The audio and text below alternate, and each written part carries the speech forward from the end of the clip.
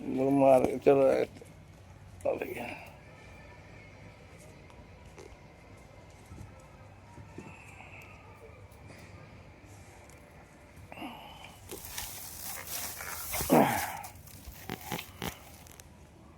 ये गाय, ये तो कितना सुकून भरा जीवन है।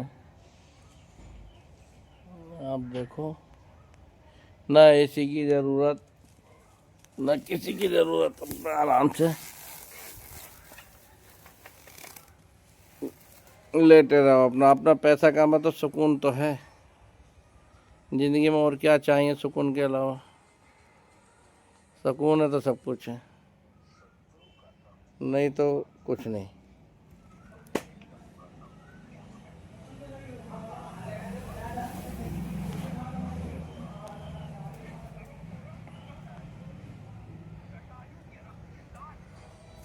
राजू भाई से बंद कर दो, इसका थोड़ा सा भी माने करो। कितना हरा हरा अच्छा लग रहा है, देखो।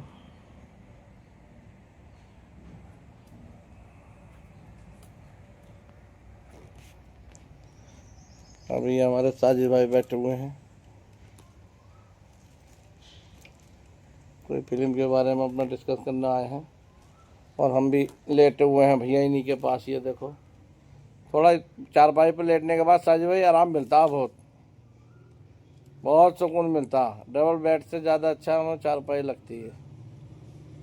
और गांव का देसी जीवन है ये, आराम से मौज से जियो, कुछ ना रखा, आनी जानी माया है।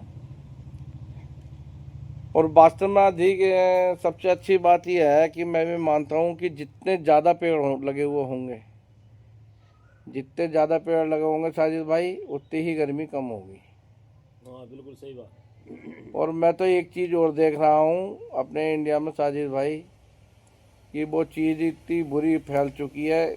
एक ये भ्रष्टाचार जो फैल चुका है, ये कैंसर की जड़ की तरीके से हो चुका है इंडिया में। बिल्कुल यही बात है, ये हालात है। हाँ, अगर जरा सा भी कहीं भी काम करवाने जाओ तो पहले प्रसाद चढ़ाना पड़ता है, पहले यही हाल है जी सभी लोगों का। हाँ। और इतना ही बुरी तरीके से चरम पे है इस टाइम भ्रष्टाचार, और सरकारी मशीनरी वाला कोई सुनने को तैयार होता नहीं है।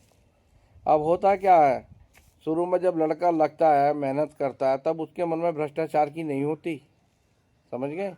तब उसके मन में भ्रष्टाचार की नहीं होती। जब वो लड़का उस विभाग में पहुंच जाता है, जब वो देखता है कि मेरे बड़े अधिकारी या मेरे हमसफ़र जितने भी हैं वे रिश्वत खा रहे हैं। अच्छा, रिश्वत किसे बुरी लगती है?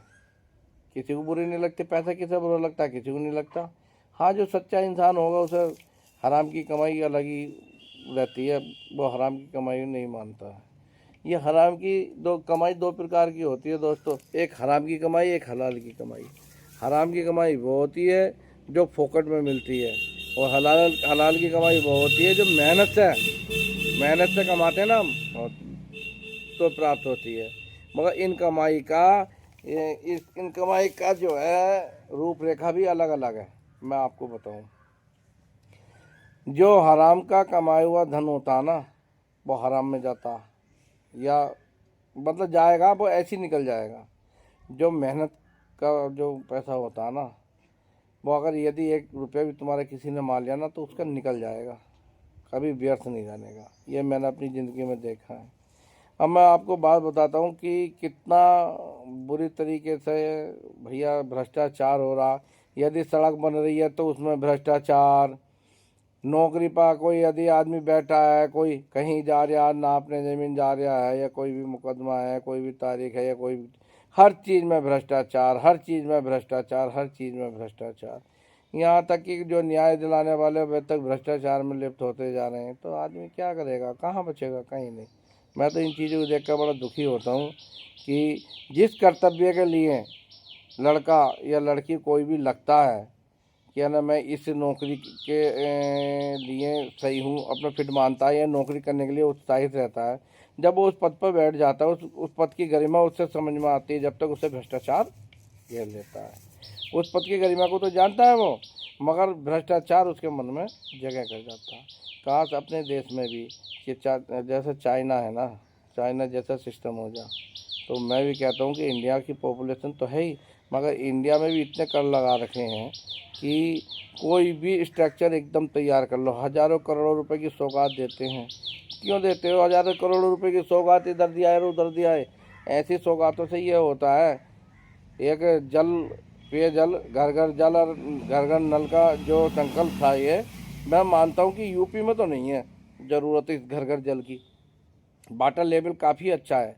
उस जगह देखो जहाँ के विद्यार्थी 6-6 घंटे या 4-4 घंटे पानी लाने में बहा देते हैं, पानी लाने में व्यर्थ कर देते हैं पढ़ने के बजाय।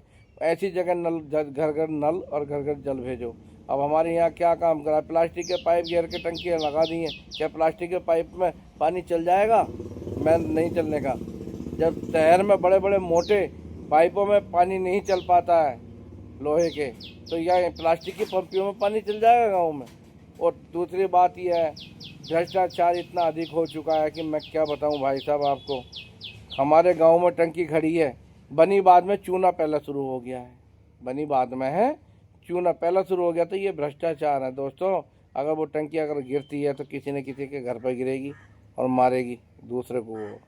तो भैया भ्रष्टाचार इतना करो कि आटे में नमक के बराबर। अब बताओ, जो टंकी चू रही है तो वो घर घर जल और घर घर नल का मिशन पूरा हो जाएगा उससे? मैं तो नहीं मानता। ये सबसे बुरी योजना थी हमारे देश की, जो घर घर जल और घर घर नल। शहरी रोडें खोद डाली, सारे रास्ते खराब कर दिए यूपी में। सबसे बुरी योजना मैं मानता हूँ तो यह है भैया, मुझे तो अच्छी लगी ना। शहरी रोडों की ऐसी मर्जी हर गांव में खुदी है ये, मगर कहीं कोई ना कहीं हो गई हो कामयाब। तो मैं कहता ना, हमारे गांव की तो टंकी चू रही है भैया, भाराबाद में चूनी पहले शुरू हो गई, 10 दिन हुए ना बने हुए, तो कैसे पानी चल जाएगा? अब टंकी दिखाऊंगा तो सब ऐसी हैं। तो ऐसा लिपापोती करने से कोई फ़ायदा ना, ज़बरदस्ती भ्रष्टाचार हो रहे हैं। अब कहीं तुम और कहीं मत जाओ, कहीं छोटे से पद वाले के पास चले जाओ कि हमें यह काम कराना, तो वो आदमी क्या कहेगा? अरे भाई साहब, कहेगा तो कुछ नहीं, तुम्हें काम करके नहीं देगा जब तक तुम प्रसाद नहीं चढ़ाओगे, जब तक नहीं करके देगा। तो मैं ये चाहता हूँ कि हमारा भारत देश भी भ्रष्टाचार से मुक्त हो जाओ तो ज़्यादा अच्छा है, इससे बढ़िया नहीं है कोई बात। भ्रष्टाचार मुक्त अगर हो गया भारत, तो इस देश की जो छवि है वो अलग देखते ही बनेगी दोस्तों। क्योंकि इस देश में सभी ऋतुएं हैं, सभी तरह की मिट्टी है, सभी तरीके का जलवायु है, हर फसल यहाँ हो जाती है, हर चीज़ यहाँ मिल जाती है। तो दोस्तों ऐसा नहीं है। अब होता क्या है, मैं आपको बताता हूँ दोस्तों, ये भ्रष्टाचार क्या चीज़ है और भ्रष्टाचार का पैसा कैसा फलता है और भ्रष्टाचार क्यों करते हैं और भ्रष्टाचार क्यों नहीं होना चाहिए, इसके ऊपर मैं एक संदर्भ में थोड़ी टिप्पणी बताता हूँ आपको। आइए अमित भाई बैठिए जरा इधर, कैमरा लो।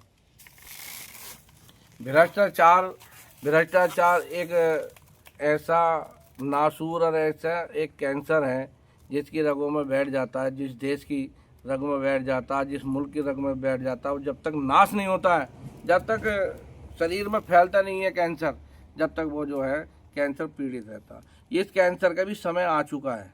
देखो नेपाल में हुआ नहीं हुआ, नेपाल में भी हुआ। ऐसे ही इसका जो है, जब भी देखो आदमी कम मरता है जब कैंसर होने के बाद उसके सारे शरीर में सेप्टिक फैल जाता है, मवाद फैल जाती है। ऐसे ही देश में चल तो रहा है ये तुम्हारा भ्रष्टाचार कैंसर की तरीके से, मगर जब इसका विस्फोट होगा तो वो विस्फोट देखने लायक बनेगा। क्योंकि आजकल का युवा बहुत बेरोजगार हो चुका है। भ्रष्टाचार क्यों करना चाहिए?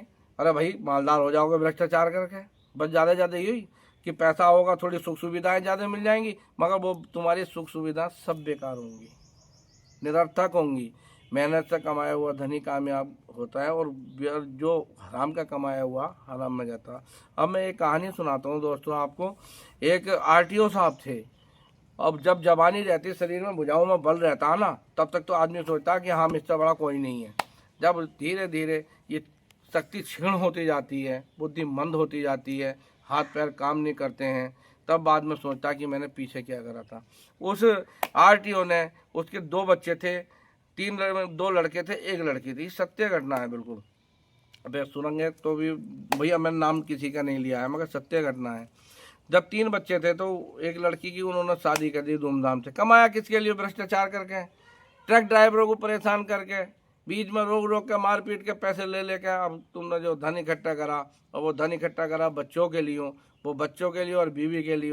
और जब रिटायरमेंट होते हैं आरटीओ साहब तो अपने घर जाते हैं। उनकी क्या रह गई, पहले तो बहुत धन कमा रहे थे, और जब धन कमा रहे थे तो अच्छे लग रहे थे, और जब धन कमाना बंद हो गया आगे पेंशन पर, तो इज्जत में ही फर्क आ जाता है दोस्तों। कमाई के साथ साथ इज्जत में ही फर्क आ जाता है, आपको बताता हूँ। फिर क्या होता है, जब घर जाते हैं दोनों बच्चों की शादी जब तक हो जाती है, सबके अपना जो है एक गांव में मकान था आरटीओ साहब का, और शहर में उन्होंने बहुत अच्छे 2 बंगले ले रखे थे, तो दोनों में 2 लड़के शिफ्ट हो जाते हैं।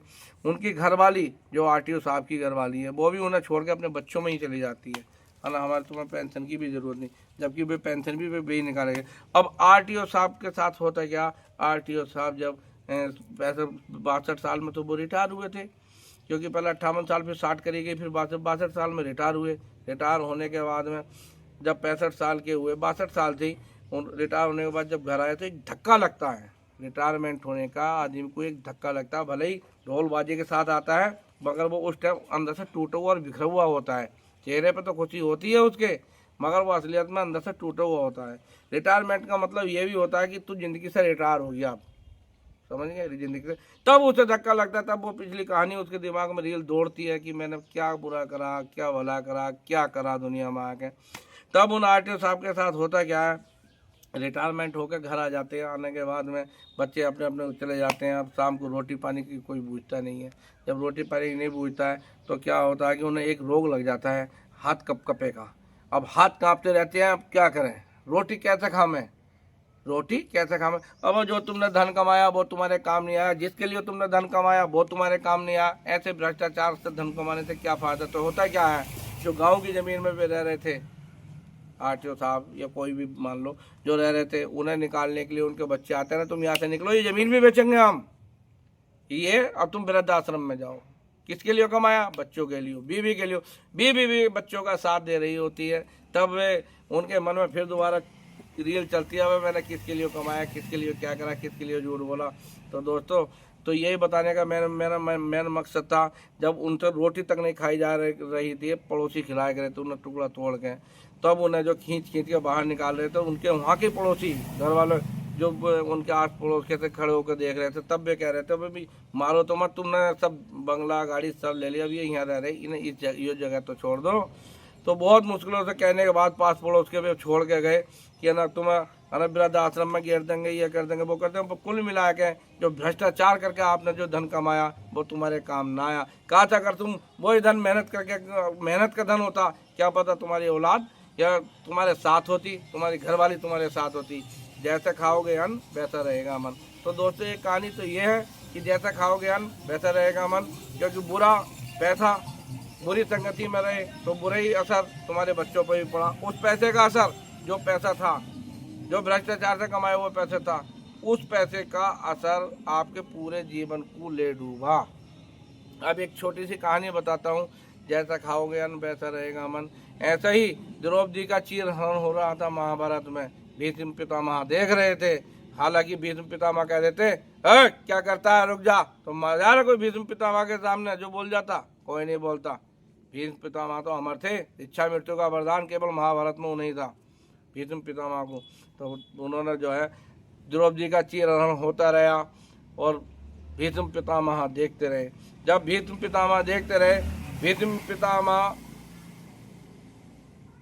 रण क्षेत्र में बाणों की सैया पर लेटे हुए थे, बाणों की सैया पर लेटे हुए थे, और वो मरने का वरदान उनके अंदर था। जब जी चाहते जब मर जाते, उनसे मिलने के लिए सब जा रहे थे भीष्म पितामह से। तो द्रौपदी जाती हैं, और द्रौपदी जाती हैं और जाने के बाद घूंघट निकाल के खड़ी हो जाती हैं। तब वो कहते हैं भीष्म पितामह, क्यों द्रौपदी, क्यों नाराज हो।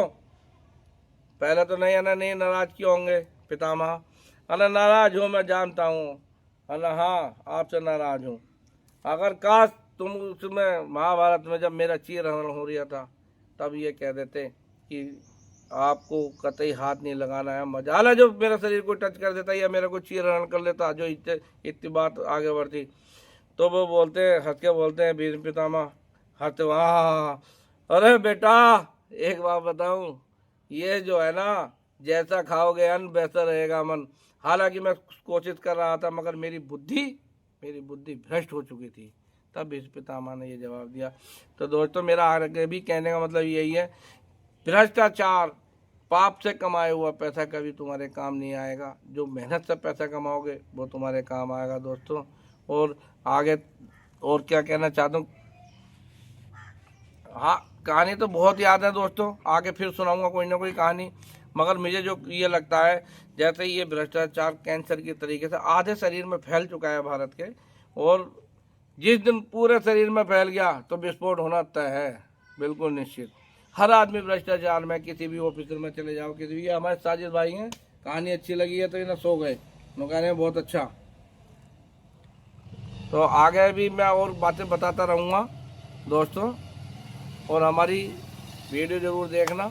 ज़रूर को तो नहीं कहूँगा, मगर एक बात ज़रूर सोचना कि भ्रष्टाचार कभी भी, अगर तुम नौकरी पर कहीं भी लगो, चाहे कितनी छोटी नौकरी हो चाहे कितनी बड़ी नौकरी हो, कभी भी नौकरी पर लगो तो भ्रष्टाचार की मत सोचो, चाहे काम एक और कर लियो, ईमानदारी से कमाना दोस्तों। देखो सामने, ये देखो गाय बंध रही है,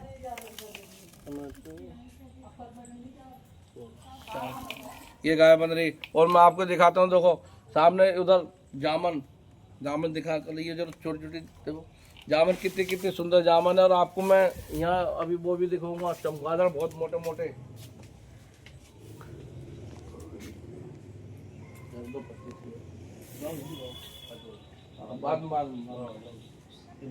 अपनी वाली को ग्राम जितना हो। अब ये देखो भाई साहब सामने बहुत दिखा गया, देखो हमारे घेर में जामन लगी हुई है, कितना आराम से बैठे हुए हैं हम। ईमानदारी से कमाते हैं, ईमानदारी से खाते हैं, मोड़ लेते हैं।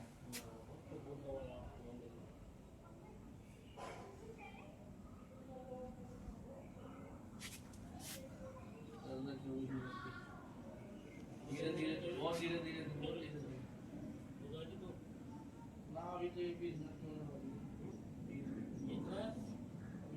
दोस्तों, मैं आपको एक बात बताना चाहता हूँ, जब आदमी के ऊपर बीतती है ना, वही जानता है। मेरे ऊपर बीती है तो मैंने जाना, सोचा, देखा, मतलब जो भी चीज़ है, जब तक आदमी पे गुजरती नहीं है ना, कहते नहीं है ना, जाके ना फटी कभी विवाही वो क्या जाने पीर पर आई। तो भैया, जिसकी विवाही फटती है, दर्द वही जानता है।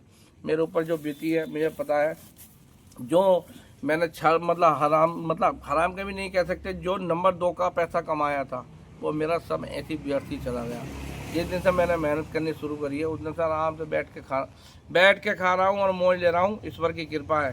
तो मैंने ये जो मैंने प्रैक्टिकल कराया, ये तजुर्बा मुझे जो हासिल हुए उम्र के हिसाब से, तो दोस्तों यही कहना है मेरा कि अगर आपको ज़िंदगी मौज से गुजारनी है तो 18 साल से और 40 साल की अवस्था में कमाना सीख जाओ।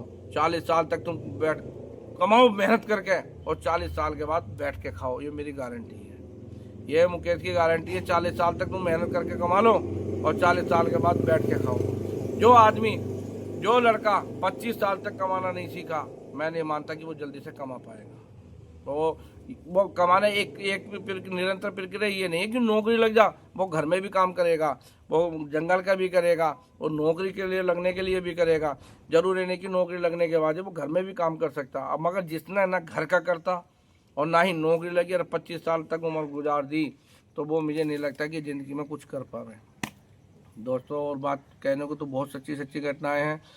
जो भी धन कमाओगे मेहनत का, वो तुम्हारे काम आएगा, और जितना भी भ्रष्टाचार का, हराम की कमाई होगी, वो तुम्हारे काम नहीं आएगी। दोस्तों, एक बात और बताना चाहता हूँ।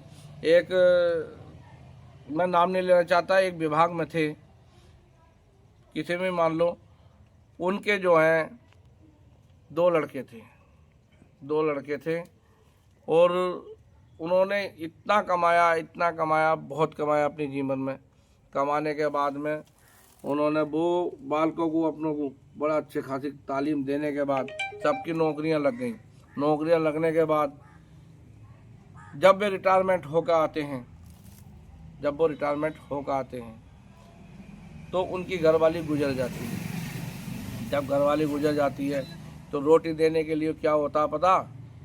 रोटी देने के लिए 6 दिन तू देगा तो 6 दिन मैं दूंगा। इस तरीके कुत्ते की तरह बंदरबाट कर दिया जाता है। मैं ये मानता हूँ कि अगर काश तुमने भ्रष्टाचार की कमाई अगर घर में अगर नहीं ले गए होते, क्या पता उन बच्चों में इतना प्यार होता, अरे पापा तुम हमारे सबके दौरे रहोगे, ऐसे नहीं। तो ये फिर क्या होता, उनकी ज़मीन जायदाद बेचने के बाद वो 59 करोड़ रुपए की प्रॉपर्टी वाला कहाँ, वृद्ध आश्रम में गया, अपने आप पैदल चल के, वृद्ध आश्रम में, जौनपुर वृद्ध आश्रम में चल के गया। समझ गए, ये सच्ची घटना है। तो हराम का कमाया हुआ धन कभी काम नहीं आता। घर की सुख चैन और जितना भी दरिद्रता लेकर आता, घर का सुख चैन भी छीन लेता है भ्रष्टाचार का। कभी भी हराम की कमाई हुई दौलत कामयाब नहीं होती है दोस्तों। इसी के साथ अपनी वाणी को विराम देना चाहता हूँ। विराम देने से पहले एक बात और कहना चाहता हूँ मैं आपसे, कभी भी कोई भी कितनी भी गाली दे रहा है, हालांकि गुस्सा जो होता है वो अग्नि से तेज होता है, गुस्सा अग्नि से तेज होता है, मगर विजय उसी की होती है जो शांति प्रिय होता है। कभी कभी आपने देखा है कि रास्ता चलते पत्थर मारते हैं, तो पत्थर कौन से पेड़ पे मारते हैं?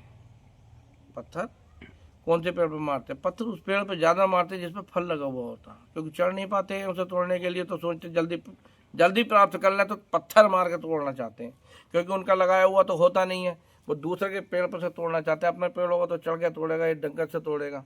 तो इसीलिए तो भैया जिस पेड़ पर फल होते हैं उस पर पत्थर मारे जाते हैं, और जिस पेड़ पर फल नहीं होते उस पर पत्थर नहीं मारे जाते हैं। भारी आदमी वो जो झुक के चले, घमंडी नहीं होना चाहिए। अच्छा, अगर कोई लड़ाई भी कर रहा है तो तुम जो है उससे लड़ाई मत करो, कतई मत करो। सीधा भगवान से ऊपर देखो और कह दो, भगवान तू है और ये है, बस तेरे ऊपर समर्पित है। जैसे भी मैंने अपने जीवन में कितने आदमियों को झुकते हुए देखा है, जो सीधे से और नीचे को झुक गए, जो तुली से नीचे झुक गए। ये दुनिया है, ये इस दुनिया में भगवान अभी है, नहीं होता तो एक दूसरे को मार के मर जाता है। या इंसान की उम्र अमर की होती, अगर तू अमर हो गया तो मेरे ख्याल से वो तो किसी को जीने ही नहीं देता। तो दोस्तों, इस संसार में आए के मैंने एक ही बात सीखी है, सुबह को प्रभु का नाम लो, प्रभु के आशीर्वाद से तुम्हें शुभ जितना भी लाभ होगा तुम्हारा शुभ ही शुभ होगा। किसी का धन मत मारो, किसी का पैसा मत लो, नाजायज भ्रष्टाचार करके मत कमाओ। वो जो नाजायज भ्रष्टाचार करके कमाओगे वो कुछ समय में निकल जाएगा, कोई फ़ायदा नहीं है दोस्तों। इसी के साथ मैं अपनी वाणी को विराम देता हूँ। जय श्री राम, राधे राधे, श्याम राधे।